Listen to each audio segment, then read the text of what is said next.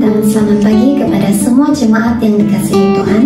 Bersyukur kita kepada Tuhan atas berkat pimpinannya sehingga kita dapat bertemu lagi dalam ibadah online ini.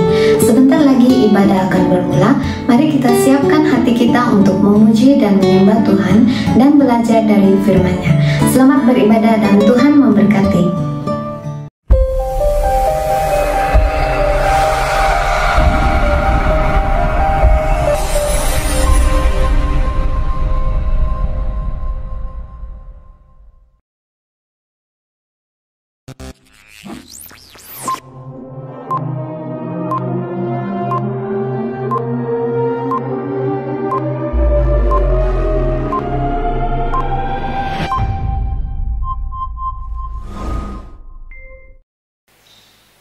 Oke, selamat pagi dan selamat bertemu di dalam nama Tuhan. Kita sangat memuji dan bersyukur kepada Tuhan. Sebelum kita mulakan kebaktian pada pagi ini, mari kita datang kepada Tuhan di dalam doa. Dan Anda berdoa di dalam hati dan saya pimpin di dalam doa surah kedengaran. Mari kita berdoa. Bapa di surga, Bapa yang kami kenal di dalam nama Tuhan, karena anugerah Tuhanlah kami boleh berkumpul di tempat ini. Terima kasih Tuhan Yesus, pada pagi hari ini Engkau memberikan keizinan buat kami, di mana kami boleh sempat melayani di dalam online ini. Sebab itu Tuhan, sebelum kami memulakan pelayanan pada pagi ini, kami merendah diri dan ampunikan kami Tuhan daripada segala dosa kami. Kami akui Tuhan bahwa dosalah yang menutup kuasa dan berkat Tuhan, bahkan menutup pekerjaan Tuhan. Sebab itu Tuhan, kami bersyukur pengampunan Tuhan. Daripada pengampunan Tuhan, maka kami boleh mendekati Tuhan. Kami boleh menyembah Tuhan di dalam roh dan kebenaran. Di dalam nama Tuhan, sebelum kami memulakan, kami menyerah ke dalam tangan Tuhan, pimpin pujian, pembantu pujian, pemusik, dan juga penyampai firman Tuhan. Terima kasih, semua ini Tuhan sudah siapkan untuk kemuliaan nama Tuhan. Di dalam nama Tuhan Yesus saya berdoa supaya siapapun yang mereka, dimanapun mereka berada saat ini, yang sedang dalam mengikuti ibadah online ini, mereka pun diberkati dan mengangkat jiwa mereka lebih dekat kepada Tuhan. Di dalam nama Tuhan Yesus terpujilah namamu Tuhan. Tuhan, kami dahulukan ucapan syukur karena pimpinan dan pemberkatan Tuhan. Dari mula pertengahan hinggalah selesai. Dan semua ini adalah mendatangkan kebaikan dan nama Allah dipermuliakan. Inilah doa kami, ucapan syukur kami, hanya di dalam nama Yesus Kristus, Tuhan dan Juru Selamat. Semua anak-anak Tuhan mengatakan, amin.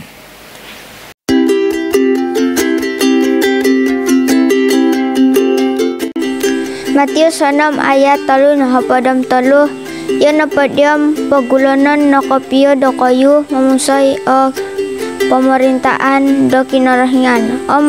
Monsayan na do kayo ikarahian daw. Batahakon nagindot kinarahingan do kayo o konsanay disuay koire.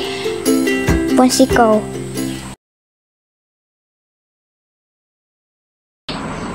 Shalom dan selamat pagi semua. Oke, pembacaan kita pada pagi ini adalah dari Mazmur pasal 1 ayat 1 hingga 6. Berbahagialah orang yang tidak berjalan menurut nasihat orang fasik, yang tidak berdiri di jalan orang berdosa, dan yang tidak duduk dalam kumpulan pencemooh. Tetapi yang kesukaannya ialah Taurat Tuhan, dan yang merenungkan Taurat itu siang dan malam. Ia seperti pohon yang ditanam di tepi aliran air, yang menghasilkan buahnya pada musimnya, dan yang tidak layu daunnya. Apa saja yang diperbuatnya itu berhasil. Bukan demikian orang fasik. Mereka seperti sekam yang ditiupkan angin. Sebab itu orang fasik tidak akan tahan dalam penghakiman. Begitu pula orang berdosa dalam perkumpulan orang benar. Sebab Tuhan mengenal jalan orang benar, tetapi jalan orang fasik akan menuju kebinasaan. Pensikau.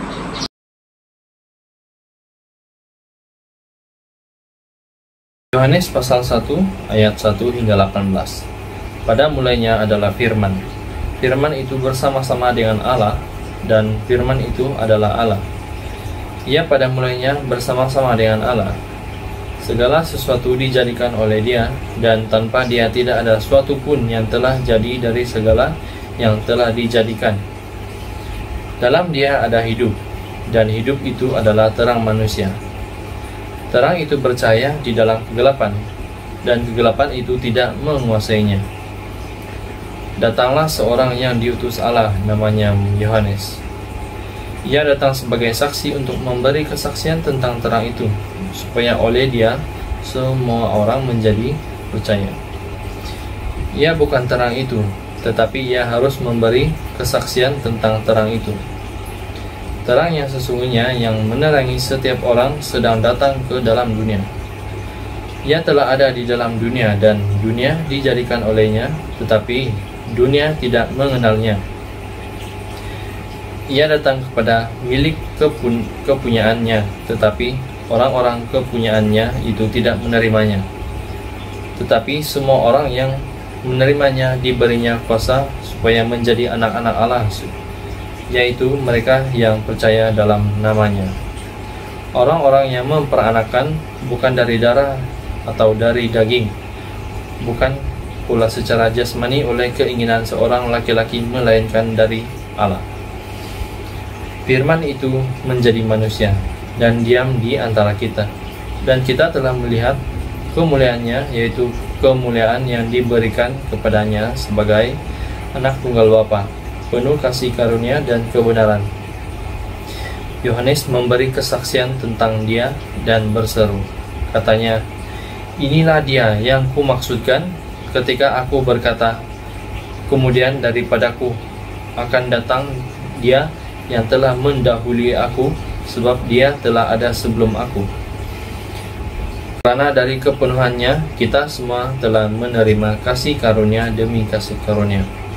Sebab hukum Taurat diberikan oleh Musa, tetapi kasih karunia dan kebenaran datang oleh Yesus Kristus. Tidak seorang pun yang pernah melihat Allah, tetapi anak tunggal Allah yang ada di pangkuan Bapa, Dialah yang menyatakannya. Shalom, selamat pagi jemaat Tuhan yang bersama-sama di dalam kebaktian online pada pagi ini. Saya percaya semuanya kita dipenuhi oleh sukacita yang dari surga, daripada Allah Bapa kita.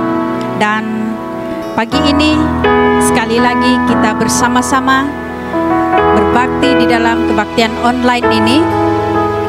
Mari kita datang kepada Tuhan di dalam doa, supaya segala apa yang kita lakukan ini semuanya untuk kemuliaan Tuhan. Ini syukur kami ya Tuhan, ini syukur kami.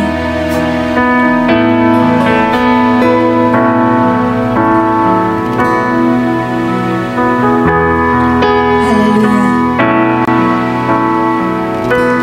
Bila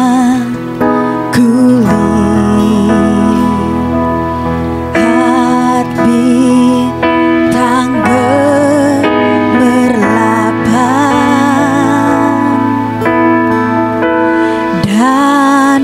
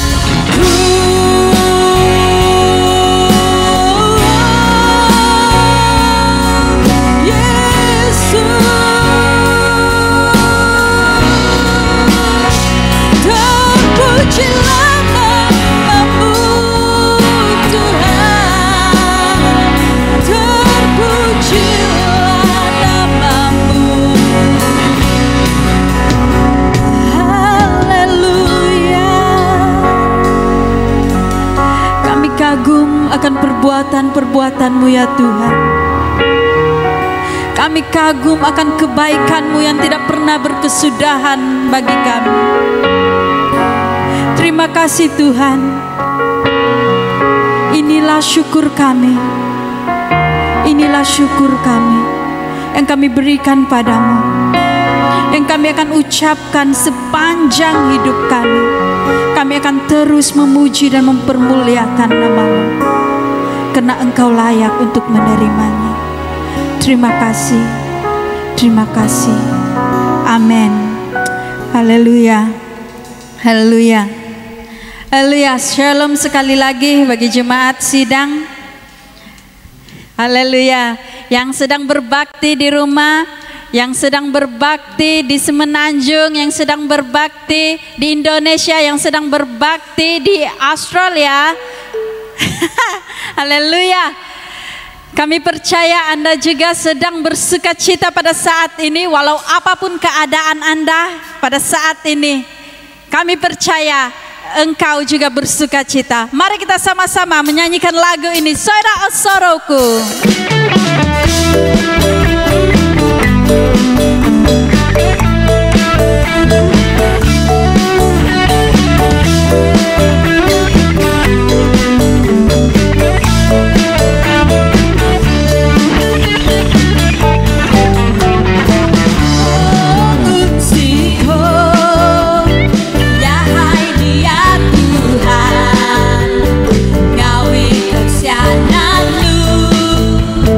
Ku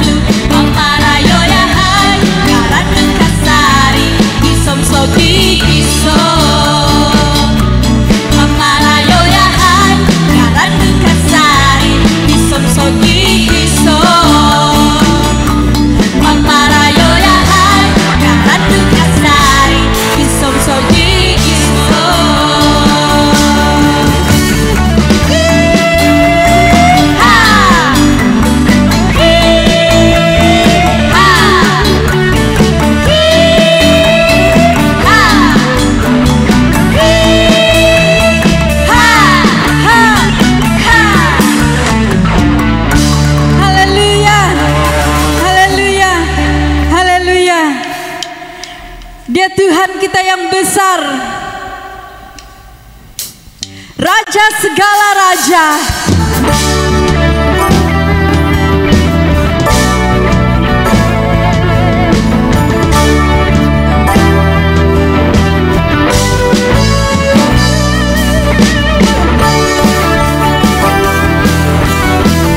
Segala kuasa tunduk di dalam namanya. Dia Yesus, Raja segala raja. Tuhanku maha besar,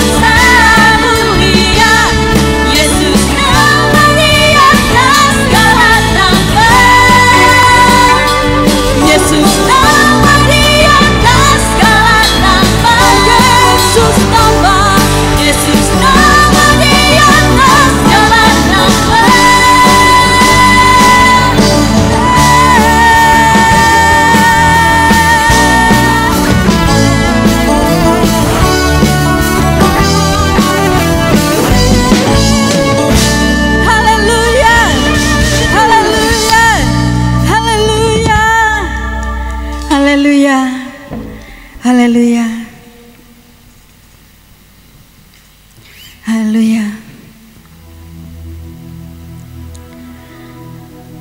Bapa, apapun keadaan kami pada ketika ini, satu hal yang kami percaya, bahwa Engkau adalah Allah dan Engkau tetap Allah yang setia menolong dan menopang kami di sepanjang hidup kami. Engkau selalu ada. Betapa dahsyat kasih-Mu Tuhan, betapa dahsyat perbuatan-Mu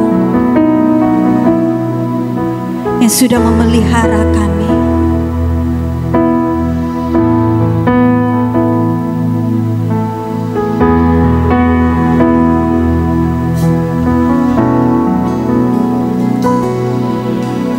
Betapa dahsyat Engkau Tuhan, pencipta segala yang ada, dulu, sekarang, sampai selamanya. Hanya Engkau Tuhan, tak terselami pikiran-Mu, tak terukur panjang setia-Mu, dulu, sekarang, sampai selamanya. Hanya Engkau Tuhan, ku sembah Engkau Tuhan, hanya Engkau Allah di hidupku, tiada yang lain, hanya Kau, hanya Engkau Tuhan, selamanya Kau tetap Allah, walau dunia semua bergoncang, tak tergoyahkan, Kau tetap Allah.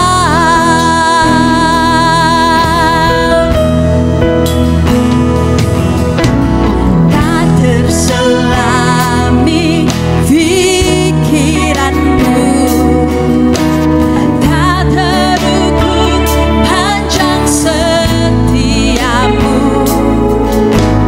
dulu, sekarang, sampai selamanya.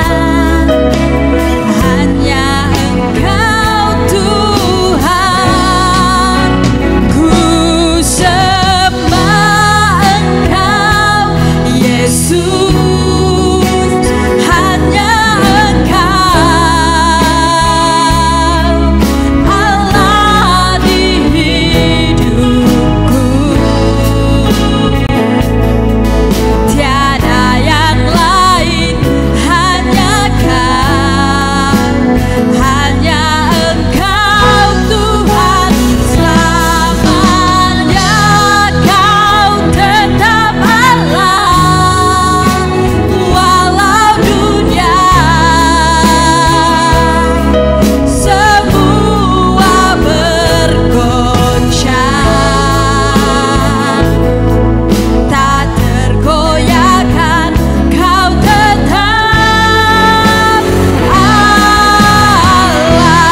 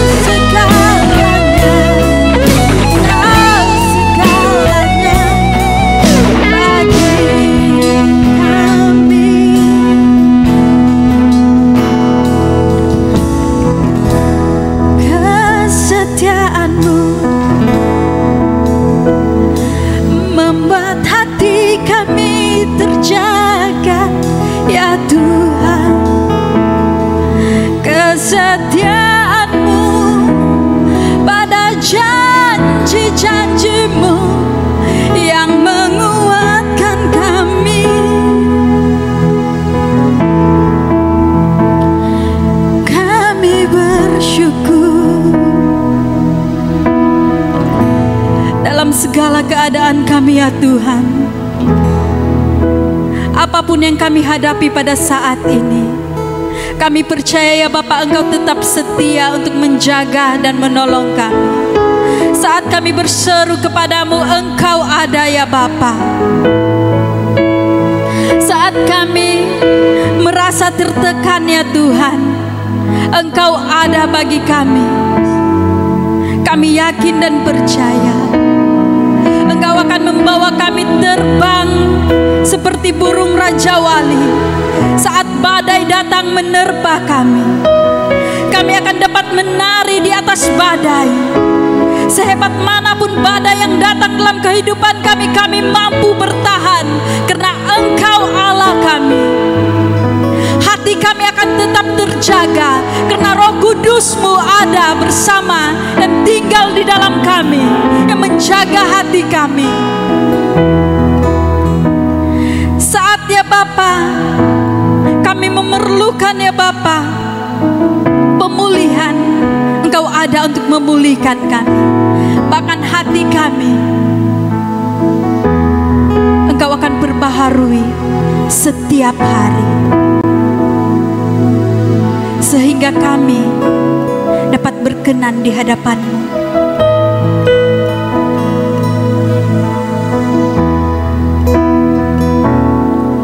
Ubah hatiku seperti hati-Mu, kudus berkenan bagi-Mu, bagaikan emas yang murni, bentuk hatiku selalu. Biar ku menjadi ciptaan baru, bebas dari semboyan jahat, serupa dengan gambar-Mu. Sucikan ku, kuduskan hatiku, ubah hatiku seperti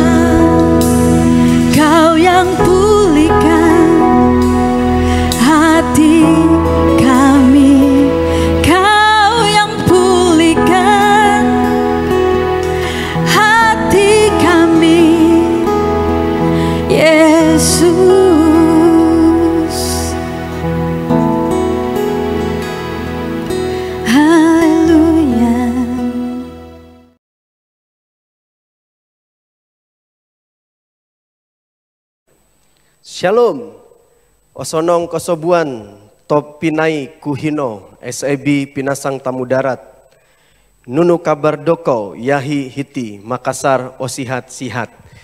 Saya bersyukur buat kepercayaan yang diberikan untuk sharing firman Tuhan. Hari ini saya berdoa Bapak Ibu semua dalam keadaan sehat dan kuat. Terima kasih buat Pastor SAB Tamu Darat dan juga penatua semua pelayan diaken ya. Tuhan Yesus memberkati kita. Nah hari ini Bapak Ibu Saudara saya akan sharing tentang keadaan dan hati. Saya nggak tahu apa yang saudara alami hari-hari ini, bagaimana keadaan saudara, hati saudara. Tapi yang kita ketahui bahwa keadaan dunia hari-hari ini sedang tidak baik saudaraku ya. Termasuk Indonesia, bukan hanya Malaysia. Keadaan dunia dengan adanya pandemi COVID ini lagi tidak baik saudaraku ya. Tapi saya berdoa saudara tetap percaya kepada Tuhan, tetap berharap kepada Dia. Karena banyak saya temukan saudara, orang hari-hari ini imannya mulai rapuh. Banyak orang sudah mulai meragukan kuasa Tuhan. Banyak orang mulai meragukan kebaikan Tuhan saudara. Nah saya berdoa apapun yang terjadi dalam hidup kita, keadaan negara kita, saudaraku bahkan dunia ini, kita tetap percaya kepada Tuhan. Amin. Bapak Ibu Saudara setuju dengan saya bahwa mau orang cinta Tuhan, gak cinta Tuhan, mau orang sungguh-sungguh, gak sungguh-sungguh, mau rajin ibadah, gak rajin beribadah, mau orang beriman, gak beriman, pasti masa sulit, masa sukar itu datang dalam hidupnya. Benar Saudara? Saudara dengan adanya COVID pandemi ini, saudaraku, Bapak Ibu lihat, mau orang cinta Tuhan, gak cinta Tuhan, mereka banyak yang kena COVID. Bahkan ada juga banyak hamba Tuhan meninggal karena COVID, saudaraku ya. Percayalah, mau orang sungguh-sungguh, mau hamba Tuhan, bukan hamba Tuhan, masa sulit, masa sukar, pasti akan kita lalui dalam hidup kita. Lalu bedanya di mana, saudaraku? Saya percaya bedanya adalah di responnya, ya, di responnya. Nah, pertanyaannya hari ini, bagaimana respon kita ketika masa sulit, masa sukar itu datang dalam hidup kita? Jangan-jangan respon kita nggak ada bedanya sama orang yang nggak beriman. Jangan-jangan respon kita nggak ada bedanya sama orang yang nggak percaya Yesus, saudaraku ya. Masa sulit, masa sukar pasti kita lalui dalam hidup kita.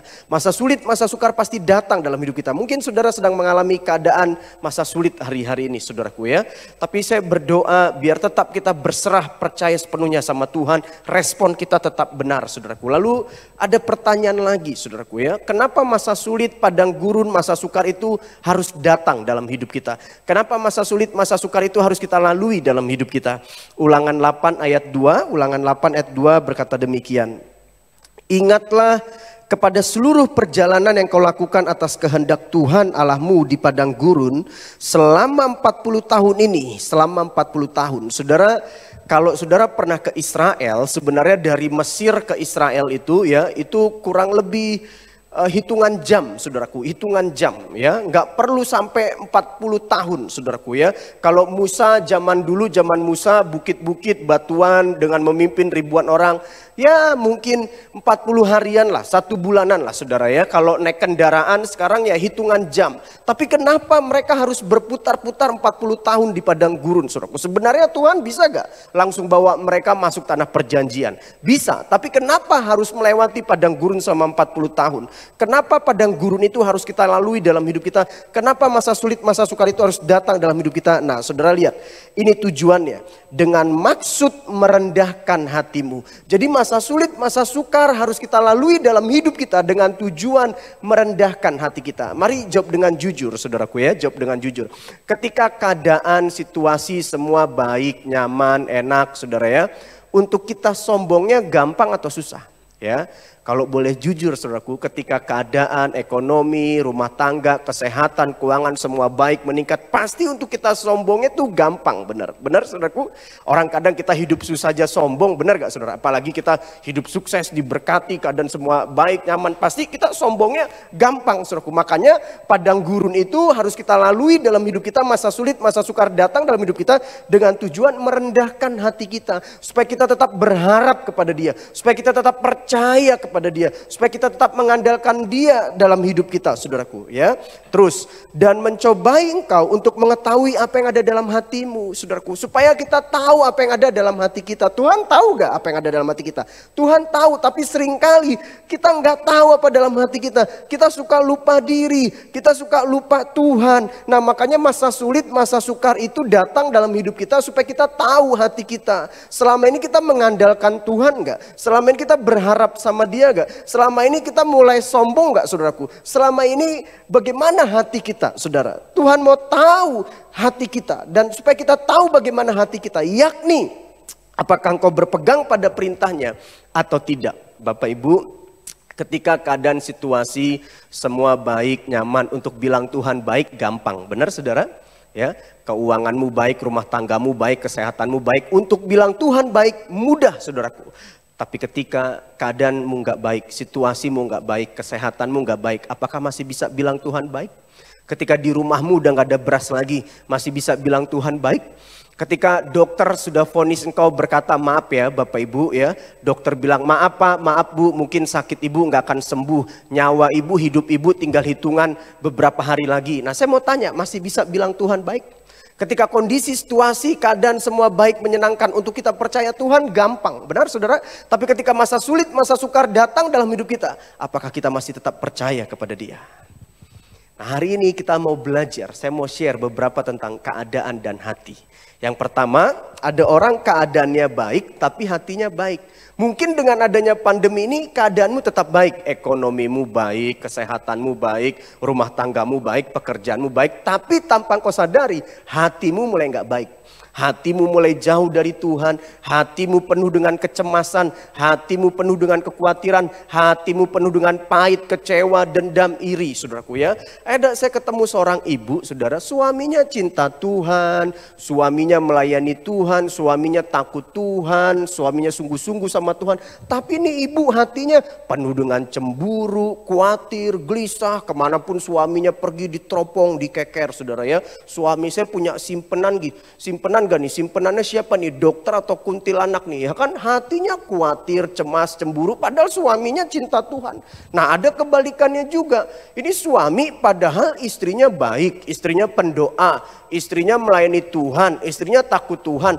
Tapi ini suami masih ada wanita idaman lain, masih suka main perempuan lain, masih suka kasar sama istrinya, jahat sama istrinya. Padahal istrinya baik. Nah, inilah yang dimaksud keadaannya baik, tapi hatinya baik. Saudara, hatinya nggak baik. Ini mertua baiknya minta ampun sama dia. Mertuanya perhatian sama dia, mertuanya sayangi dia, terima dia padanya. Tapi ini orang sama mertuanya jahat aja hatinya. Hatinya iri sama mertua, hatinya benci sama mertua. Nah, inilah keadaannya baik, tapi hatinya tidak baik. Amsal 15 ayat 16 sampai 17 berkata demikian. Lebih baik sedikit barang dengan disertai takut akan Tuhan, daripada banyak harta dengan disertai kecemasan. Buat apa keadaan ekonomimu baik, hartamu baik, hartamu banyak, tapi hatimu disertai dengan kecemasan? Wah, saya banyak ketemu orang kaya, saudaraku ya. Keadaannya baik, rumah tangganya baik, hartanya baik, melimpah, tapi hatinya penuh dengan cemas, nggak bisa tidur, gelisah, bimbang, pahit, kecewa, iri. Nah, inilah yang dimaksud keadaan baik tapi hatinya nggak baik.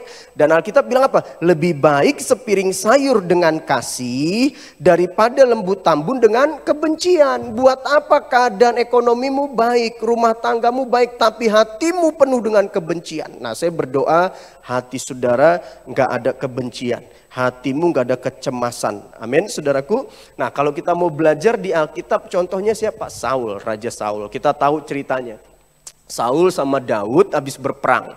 Lalu mereka disambut sama wanita-wanita, sama ibu-ibu. Saul membunuh beribu-ribu, tapi Daud membunuh berlaksa-laksa. Wah, disitulah hati Saul mulai jealous, dengki, iri sama Daud. Coba kita lihat ayatnya. 1 Samuel 18 ayat 8. Lalu bangkitlah amarah Saul. Saudara lihat. Secara keadaan Saul ini rajanya, saudaraku. Secara posisi, secara kedudukan, Saul ini otoritas tertinggi, dia rajanya, hartanya lebih banyak, dia lebih dihormati, hartanya lebih melimpah. Tapi hati Saul penuh dengan amarah. dengan sangat, kata Alkitab. Dan perkataan itu menyebalkan hatinya. Saul hatinya penuh dengan kesebalan. Sebab pikirnya kepada Daud diperhitungkan mereka berlaksa-laksa. Tetapi kepadaku diperhitungkannya beribu-ribu. Akhir-akhirnya jabatan raja itu pun jatuh kepadanya. Sejak hari itu maka Saul mendengki kepada Daud. Saudara lihat, sebenarnya nggak ada alasan untuk Saul iri sama Daud. No reason, saudaraku. Nggak ada alasan. Tapi Saul iri aja sama Daud. Nah, saudara dengar baik. Sebenarnya engkau nggak ada alasan untuk kau iri sama iparmu. Engkau lebih kaya dari iparmu, keadaanmu lebih baik dari iparmu. Tapi memang hatimu penuh dengan iri, saudaraku. Sama seperti Saul. Saul sebenarnya nggak ada alasan iri sama Daud karena rajanya dia, saudara. Nah, banyak orang, saudaraku, apa alasanmu iri sama orang lain? Apa alasanmu iri sama iparmu? Secara ekonomi engkau lebih baik, secara keadaan engkau lebih baik, tapi hatimu penuh dengan iri. Nah, inilah yang dimaksud, keadaannya baik tapi hatinya tidak baik. Nah, yang kedua, saudara, keadaan tidak baik tapi hatinya baik. Ya, padahal mertuanya jahat banget sama dia. Tapi dia tetap baik sama mertuanya. Dia tetap sayang sama mertuanya. Dia tetap perhatian sama mertuanya. Nah, inilah keadaannya tidak baik tapi hatinya baik, saudara. Ya, saudara, Rasul Paulus pernah tegur di jemaat Korintus, saudaraku ya. Rasul Paulus cerita tentang jemaat Makedonia. Jemaat Makedonia secara keadaan mereka sangat miskin. Nah, jemaat di Korintus secara finansial mereka sangat baik, mereka sangat diberkati, saudaraku. Nah, Rasul Paulus bilang kepada jemaat di Korintus, 2 Korintus 8 ayat 2, selagi dicobai dengan berat. Nah, ini keadaan jemaat di Makedonia. Keadaannya dicobai dengan berat dalam berbagai penderitaan. Mereka menderita, berarti keadaannya nggak baik. Tapi saudara lihat, sukacita mereka meluap. Ya kan, walaupun keadaan yang gak baik, tapi hatinya penuh dengan sukacita. Dan meskipun mereka sangat miskin. Nah, saudara garis bawahi kata sangat miskin. Sangat miskin ini berarti keadaannya gak baik. Tapi saudara lihat hati mereka.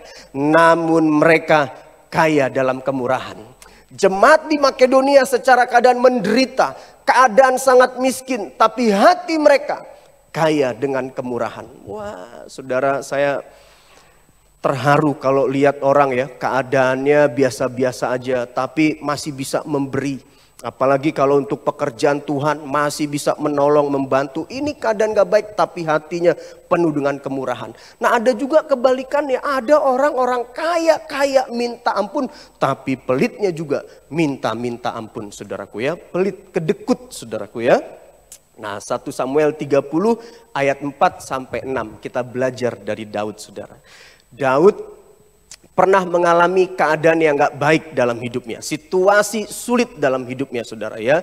Dia pernah mau dibunuh sama Raja Saul, saudara. Nah, singkat cerita, di kampungnya dia atau di daerahnya dia di Ziklag dibakar.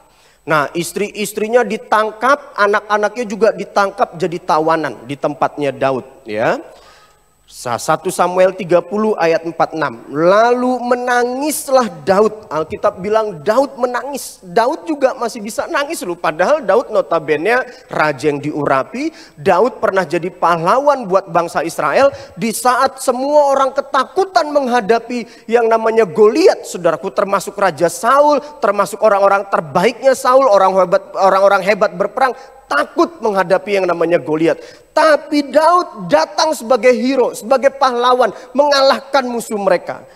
Tapi ternyata Daud yang notabene pernah jadi pahlawan, Daud juga bisa menangis. Alkitab bilang lalu menangislah Daud dan rakyat yang bersama-sama dengan dia itu dengan nyaring sampai mereka tidak kuat lagi menangis. Saudara pernah ngalami keadaan masa-masa sulit, engkau menangis bahkan gak kuat lagi menangis. Air matamu udah gak ada lagi untuk keluar, saudaraku. Ini yang Daud alami.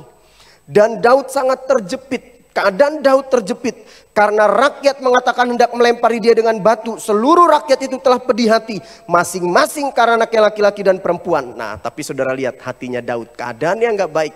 Terjepit, situasinya tidak menyenangkan, tapi hati Daud lihat. Tetapi Daud menguatkan kepercayaannya kepada Tuhan Allahnya. Wow, ini luar biasa, saudara. Mungkin keadaan situasimu lagi nggak baik hari-hari ini, tapi saya berdoa hatimu tetap menguatkan kepercayaan kepada Tuhan kita. Contoh lagi Ayub. Kalau kita lihat keadaan Ayub, saudara, mungkin keadaan kita hari-hari ini memang kita lagi nggak enak, kota bangsa kita, hidup kita. Tapi percayalah, itu nggak ada apa-apanya dibandingkan sama Ayub, saudara ya.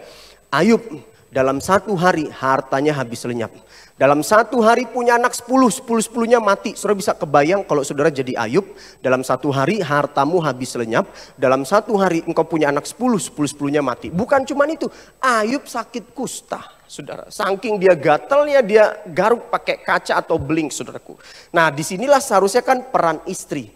Fungsi istri, benar gak saudara? Dia sebagai penolong, dia berdoa buat suaminya Ayub. Tapi saudara tahu, justru istrinya Ayub bilang apa sama Ayub?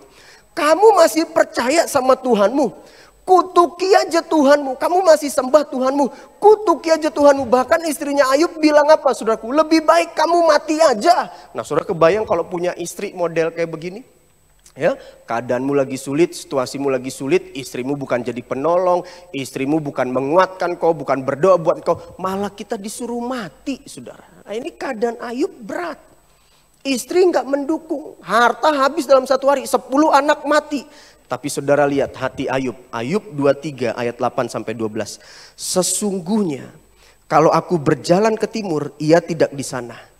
Atau ke barat tidak kudapati dia. Di utara ku cari dia, ia tidak tampak. Aku berpaling ke selatan, aku tidak melihat dia. Jadi Ayub ke utara sepertinya Tuhan gak ada. Ke selatan sepertinya Tuhan gak ada. Ke timur, ke barat dia gak temui Tuhan. Saudara pernah ngalami seperti Ayub alami? Ketika keadaan situasimu gak baik, gak menyenangkan. Engkau mencari Tuhan sepertinya Tuhan jauh dari engkau. Engkau berdoa sepertinya Tuhan gak jawab engkau. Ini yang Daud alami, saudaraku. Tapi saudara lihat hatinya. Ini Ayub alami, tapi saudara lihat hatinya Ayub. Karena ia tahu jalan hidupku. Seandainya ia menguji aku akan timbul seperti emas. Wah, ini keren, saudaraku. Kakiku tetap mengikuti jejaknya. Aku menuruti jalannya dan tidak menyimpang. Perintah dari bibirnya tidak kulanggar. Dalam sanamburiku kusimpan ucapan mulutnya. Walaupun keadaan situasi nggak baik, tidak menyenangkan, tapi hati Daud tetap menuruti jalannya. Hati Daud tetap mengikuti jejaknya. Dia tetap menyimpan firman Allah dalam hidupnya. Ayub tidak menyimpang dalam kehidupannya. Dan yang ketiga, saudaraku ya. Tadi kalau yang pertama keadaannya tidak baik, tapi hatinya baik. Yang kedua, keadaan tidak baik, hatinya baik. Tadi yang pertama keadaannya baik tapi hati tidak baik. Yang kedua keadaannya tidak baik tapi hatinya baik. Nah yang ketiga keadaan tidak baik, hatinya juga tidak baik. Ya, jadi keadaannya nggak baik, hatinya juga nggak baik. Seharusnya kan gini, kalau kita tahu keadaan situasi kita nggak baik, ayo dong hati kita mendekatkan diri sama Tuhan. Seharusnya kan kalau kita tahu keadaan kita nggak baik, ayo dong kita lebih banyak berdoa. Nah ini udah keadaan kita susah, keadaan kita nggak baik, malah hati kita cemas, khawatir, benci, pahit, kecewa, dendam. Nah ini yang dimaksud keadaan nggak baik, hatinya nggak baik, malah jauh dari Tuhan, malas berdoa, malas beribadah. Yeremia 17 ayat 5 sampai 6. Beginilah firman Tuhan, terkutuklah orang yang mengandalkan manusia. Lihat, kalau hatimu mengandalkan manusia, Alkitab bilang keadaanmu akan terkutuk. Yang mengandalkan kekuatannya sendiri, hatimu mengandalkan kekuatanmu sendiri. Dan yang hatinya menjauh daripada Tuhan. Kalau hatimu jauh dari Tuhan, hatimu gak baik, saudaraku. Alkitab bilang keadaanmu akan terkutuk. Keadaanmu gak akan baik. Ia akan seperti semak bulus di padang belantara. Ia tidak akan mengalami datangnya keadaan baik. Saudara lihat, kalau hati kita jauh dari Tuhan, hati kita mengandalkan kekuatan kita, mengandalkan manusia, Alkitab bilang ia tidak akan mengalami datangnya keadaan baik. Ia akan tinggal di tanah angus, di padang gurun, di negeri padang asin yang tidak berpenduduk. Dengar baik, dengar. Kalau hari-hari ini keadaanmu lagi nggak baik, ekonomimu, keluargamu, kesehatanmu, keuanganmu, jangan-jangan engkau mulai jauh dari Tuhan. Dan yang keempat, yang terakhir, saya berdoa ini yang terjadi dalam hidup kita. Keadaan baik dan hati juga baik. Saya berdoa ini terjadi dalam hidup kita. Keadaan baik, hati baik. Yeremia 17 ayat 7 sampai 8. Diberkatilah orang yang mengandalkan Tuhan. Jadi kalau saudara mau diberkati Tuhan, andalkan Tuhan dalam hidupmu. Nah pertanyaannya, apa sih orang mengandalkan Tuhan? Yang menaruh harapannya pada Tuhan. Saudara mau diberkati Tuhan, andalkan Tuhan dalam hidupmu. Apa mengandalkan Tuhan? Menaruh harapannya kepada Tuhan. Nah pertanyaannya, selama ini di mana engkau taruh harapanmu? Di depositomu, di suamimu yang kaya, saudaraku, di hartamu yang melimpah, di tabunganmu, taruhlah harapanmu kepada Tuhan. Kalau mau tahu kedewasaan iman seseorang, tahunya dari mana? Lihat kepada siapa dia letakkan pengharapannya. Lihat di mana dia letakkan pengharapannya. Jadi kalau saudara mau tahu kualitas iman seseorang, kualitas kekristenan seseorang, lihat kepada siapa dia letakkan pengharapannya, di mana dia letakkan pengharapannya. Letakkanlah pengharapanmu kepada Tuhan, maka hidupmu akan diberkati Tuhan. Hatimu dekat kepada Tuhan, mengandalkan Tuhan, keadaanmu diberkati Tuhan. Ia akan seperti pohon yang ditanam di tepi air, yang merambatkan akar-akarnya ke tepi batang air, dan yang tidak mengalami datangnya panas terik, yang daunnya tetap hijau, yang tidak khawatir dalam tahun kering, dan yang tidak berhenti menghasilkan buah. Nah saudara lihat ini, tadi saya bilang, mau orang cinta Tuhan gak cinta Tuhan, mau sungguh-sungguh gak sungguh-sungguh, mau orang beriman gak beriman, masa sulit, masa sukar pasti datang dalam hidupnya. Bedanya di mana? Responnya. Orang yang cinta Tuhan, orang yang sungguh-sungguh, orang yang beriman, Alkitab bilang, ketika masa kering datang dalam hidupnya, dia gak akan khawatir. Saya mau akhiri dengan cerita Hizkia, saudaraku. Hizkia, 2 Tawarik 32 ayat 22 sampai 27. Demikianlah Tuhan menyelamatkan Hizkia. Keadaan Hizkia begitu luar biasa. Penyertaan Tuhan, pertolongan Tuhan buat Hizkia begitu luar biasa. Dan penduduk Yerusalem dari tangan Sanherib Raja Asyur. Dan dari tangan semua musuhnya. Dan ia mengaruniakan keamanan kepada mereka di segala penjuru. Banyak orang membawa persembahan ke Yerusalem untuk Tuhan dan barang-barang berharga untuk Hizkia. Jadi Hizkia ini dijagai Tuhan, dilindungi Tuhan, penduduk rakyatnya dijagai Tuhan, dilindungi Tuhan. Pertolongan Tuhan, kasih setia Tuhan buat Hizkia begitu luar biasa. Hizkia hidupnya diberkati, saudaraku. Ya, Raja Yehuda itu, sejak itu ia diagungkan oleh semua bangsa. Ia diagungkan oleh semua bangsa. Pada hari-hari itu Hizkia jatuh sakit. Tiba-tiba keadaan Hizkia jatuh sakit, saudaraku. Sehingga hampir mati. Nah ini sakitnya bukan sakit panu. Sakitnya bukan sakit perut, bukan sakit pusing kepala. Sakitnya ini apa? Hampir mati, kritis, saudaraku. Lalu ia berdoa kepada Tuhan dan Tuhan berfirman kepadanya dan memberikan suatu tanda ajaib. Wah, Hizkia sakit mau mati, Tuhan sembuhkan, Tuhan tolong. Begitu luar biasa kebaikan Tuhan buat Hizkia. Nah ada kata selanjutnya bilang gini, tetapi Hizkia tidak berterima kasih. Hati Hizkia keadaannya baik, hatinya nggak baik, lupa ngomong terima kasih kepada Tuhan. Dia tidak berterima kasih kepada Tuhan, dia tidak bersyukur kepada Tuhan atas kebaikan yang Tuhan sudah berikan, perlindungan Tuhan yang Tuhan berikan, berkat yang Tuhan berikan, mukjizat kesembuhan yang Tuhan berikan. Hizkia tidak berterima kasih atas kebaikan yang ditunjukkan kepadanya karena ia menjadi angkuh, keadaannya baik, mukjizat dialami, tapi hatinya mulai angkuh sehingga ia dan Yehuda dan Yerusalem ditimpa murka. Tetapi ia sadar akan keangkuhannya. Hati Hizkia sadar, puji Tuhan, dia sadar akan keangkuhannya dan merendahkan diri bersama-sama dengan penduduk Yerusalem. Hizkia merendahkan diri di depan Tuhan. Dia sadar akan keangkuhannya sehingga murka Tuhan tidak menimpa mereka pada zaman Hizkia. Hizkia mendapat kekayaan dan kemuliaan yang sangat besar. Ia membuat perbendaharaan-perbendaharaan untuk emas, perak, batu permata yang mahal-mahal, rempah-rempah, perisai-perisai dan segala macam barang yang indah-indah. Bapak Ibu, mungkin hari-hari ini tanpa kita sadari kita seperti Hizkia. Pertolongan Tuhan begitu luar biasa buat hidup kita. Perlindungan, penyertaan Tuhan, berkat Tuhan, mukjizat Tuhan. Ada begitu banyak sering kita alami dalam hidup kita. Tapi tanpa kita sadari hati kita mulai sombong. Kita mulai melupakan kebaikannya. Kita tidak berterima kasih kepada dia. Maukah hari ini kita bertobat seperti Hizkia bertobat. Kita sadar supaya keadaan kita baik. Hati kita baik. Tundukkan kepala Bapak Ibu, kita berdoa. Tuhan, hamba sudah berhenti berbicara. Roh Kudus terus berbicara buat setiap pribadi kami. Tuhan, kalau ada di antara kami keadaan kami tidak baik, hati kami tidak baik, Tuhan pulihkan keadaan kami. Tuhan pulihkan hati kami. Hamba berdoa di dalam nama Yesus. Biar sungguh jemaat-Mu Tuhan, SIB Tamu Darat, mereka mengalami kuasa Tuhan. Seperti Hizkia mengalami mukjizat Tuhan. Hamba berdoa di dalam nama Yesus, pertolongan Tuhan, mukjizat Allah turun atas hidup mereka. Keadaan mereka dipulihkan, terlebih hati mereka dipulihkan. Di dalam nama Yesus, jamah kami, pulihkan kami, lawat kami Tuhan. Terima kasih Bapa, terima kasih Tuhan. Dalam nama Yesus kami berdoa dan mengucap syukur. Haleluya. Amin. Terima kasih Bapak Ibu buat kesempatan kepercayaan yang diberikan. Tuhan Yesus memberkati.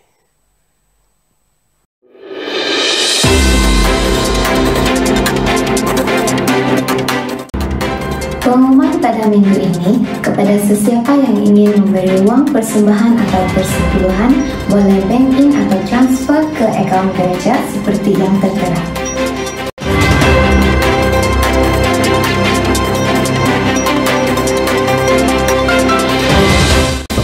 Yang kedua, pengerja pada minggu hadapan, pimpin pujian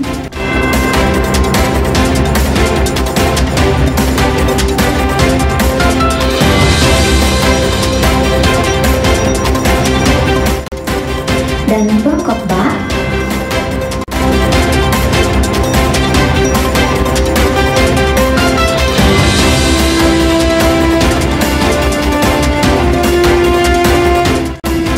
sampai jumpa dalam ibadah yang akan datang dan Tuhan memberkati.